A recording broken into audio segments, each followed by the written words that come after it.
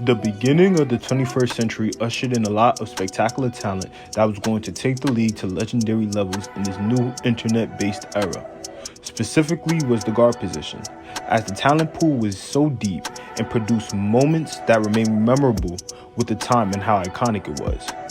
The position was so special during the time that most are synonymous with the culture with legendary nicknames. Examples, you may ask?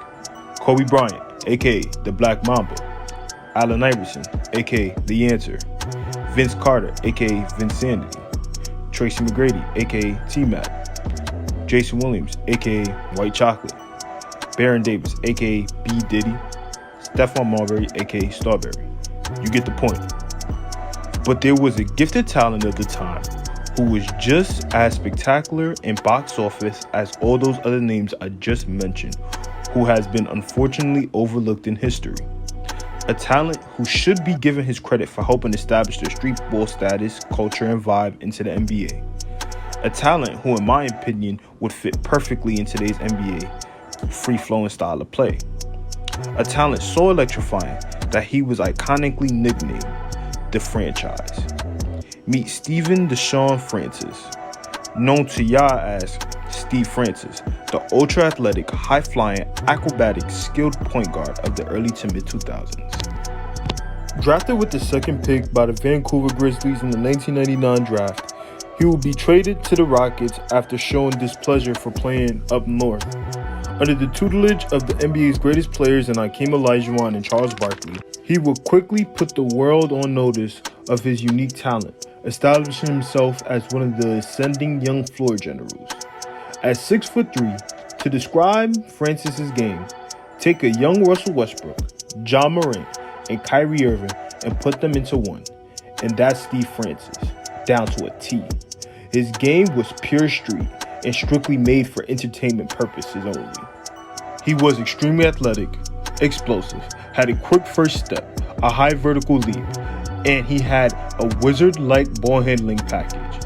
He always slashed to the cup with reckless abandonment, but had a lot of heart and was made to dazzle the crowd. He will win the Rookie of the Year award alongside Elton Brand after averaging 18 points, nearly 7 dimes, and a steal and a half a game. In his 5 seasons with the Rockets, forming a talented backcourt dynamic with Cuttino Mobley, he would average 19 points, 6 dimes, 6 boards, and over a steal and a half per game, with his best individual stretch coming in the 2002 season, as he averaged close to 22 points a game, 6 dimes, and 7 boards a game, but only played in 57 games due to a foot injury and a constant headache disease. He would make 3 straight All-Star teams from 02 to 04. Despite his dynamic talent, the Rockets didn't have much team success, as during his tenure with the team, they only made the postseason once. Mind you, 3 of those seasons, they finished above 500, which goes to show how competitive the Western Conference was at that time. And when they did make the playoffs in 04, Steve wasn't the focal point of the team anymore, and saw his production take a hit for it.